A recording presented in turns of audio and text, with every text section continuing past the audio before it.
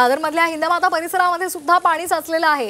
हिंदमाता परिसर त्यासाठीच ओळखला जातो। जराही पाऊस झाला तरी या ठिकाणी पाणीच पाणी होतं आणि आता सुद्धा सकाळपासून जो मुसळधार पाऊस कोसळतोय त्यामध्ये हिंदमाता परिसर पाण्याखाली गेलेला आहे। पाणी साचल्यामुळे बसच्या मार्गात बदल करण्यात आलाय आणि त्यामुळे मुंबईकरांचे मोठे हाल होत आहेत। नोकरीवर जाण्यासाठी अनेक मुंबईकर बाहेर पडलेले आहेत, त्याचबरोबर आपल्या इतर कामांसाठी सुद्धा अनेक मुंबईकर बाहेर पडलेले आहेत आणि त्यांना या पावसामध्ये भिजून जावं लागतंय।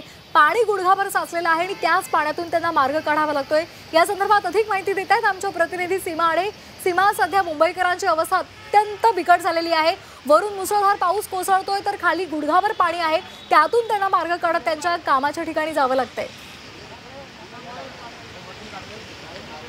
नक्की श्वेता, मुसळधार पावसामुळे जनजीवन जे आहे ते विस्कळीत झालेलं आहे।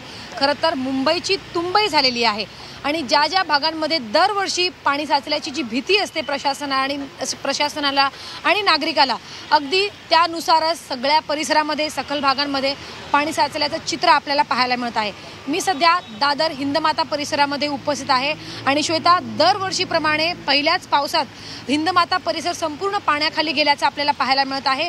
CSMTकडे जाणारी जी लेन आहे ईस्टर्न एक्सप्रेस हायवेची, ती मात्र संपूर्णपणे बंद करण्यात आलेली आहे। 200 ते 300 मीटर अंतरापर्यंत पाणी साचल्याचं चित्र आपल्याला या ठिकाणी पाहायला मिळत आहे। नोकरीवर जाणारे, आपल्या ऑफिसेसला जाणारे जे नागरिक आहेत, खरं तर त्यांना नाहक त्रास जो आहे तो सहन करावा लागत आहे, कारण या संपूर्ण लेनची वाहतूक बंद केल्यामुळे या ठिकाणी वाहतूक कोंडी तर होतीच आहे, मात्र जे नागरिक टॅक्सीने खरं तर आपल्या कामाला जात होते ते नागरिक मात्र आपल्याला या ठिकाणी चालत जाताना पाहायला मिळत आहे। खरं तर आता संपूर्णपणे BMCच्या कामावरती प्रश्नचिन्ह उपस्थित केले जातात, कारण मान्सून पूर्व पावसाळ्याच्या पूर्वी BMCकडनं अनेक दावे जे आहेत ते केले जातात। ते सगळे दावे पहिल्याच पावसामध्ये फोल ठरल्याचं सध्या आपल्याला पाहायला मिळत आहे। हे जे नागरिक या दृश्यांच्या माध्यमातून आपल्याला पाहायला मिळत आहे, खरं तर गेल्या तासाभरापासून इथे अडकलेल्या गाड्यांना बाहेर काढण्याचं काम सध्या ते करतायत। जे नागरिक आपल्याला कामावरती जात आहेत त्यांना ते मदत करतायत, त्यांच्याशी आपण बातचीत करणार आहोत आणि नक्की जाणून घेणार आहोत की दरवर्षीप्रमाणे यंदाही या ठिकाणी हिंदमाता परिसरामध्ये मोठ्या प्रमाणात पाणी साचलेलं आहे, तर काय त्यांची प्रतिक्रिया आहे। कारण आतापर्यंत येणाऱ्या जाणाऱ्या लोकांशी आम्ही संवाद साधला तेव्हा त्यांचं असं म्हणणं आहे की मोठे मोठे टेंडर काढले जातात, मात्र गेल्या 40 ते 50 वर्षापासून अशीच परिस्थिती जी आहे ती पाहायला मिळते। काय सांगाल, तुम्ही सगळ्यांना या ठिकाणी मदत करत आहात, गेल्या अनेक वर्षापासून तुम्ही अशीच परिस्थिती अनुभवतायत? त्या मला 40 वर्ष झालेले आहेत। मागचे आता 4 वर्ष झाले इथे मैदानात पण काम केलं चांगलं, पण तरी पण पाणी इतकं साचतंय। आणि BMCकडनं जे दावे केले जात आहेत त्या संदर्भात काय सांगाल, कारण की पंप लावले जात आहेत?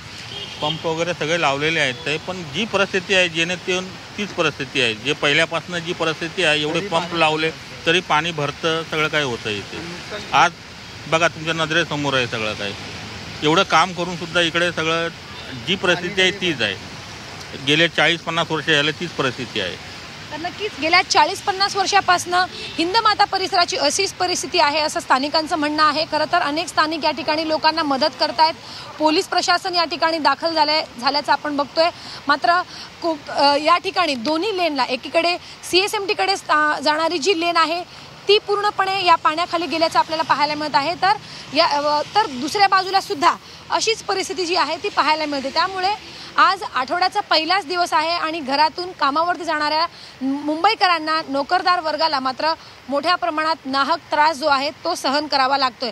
आता मान्सून पूर्व BMCने, प्रशासनाने जी तयारी केलेली होती ती संपूर्णपणे फोल ठरली आहे का, असा एक सवाल जो आहे तो पहिल्याच पावसामध्ये निर्माण झालेला आहे। सगळ्यांनी संताप व्यक्त करायला सुरुवात केलेली आहे, त्यामुळे आता अधिकची नक्की काय तयारी केली जाते, ज्या प्रकारे नाले सफाई नेते जाऊन करतात, काय तयारी झालेली आहे हे सगळं जाऊन करतात, मात्र हे सगळ्यांचं काय काय फायदा किंवा काय होतंय या सगळ्या तयारीचा? यावर्षी मुंबईमध्ये पाणी भरणार नाही, मात्र तरी सुद्धा पाऊस जेव्हा मोठ्या प्रमाणावर कोसळतो तेव्हा मात्र मुंबईची तुंबई होते आणि तीच दृश्य आपल्याला आज सुद्धा पाहायला मिळतात। धन्यवाद सीमा, आपण आमच्यापर्यंत जी माहिती पोहोचवली त्यासाठी।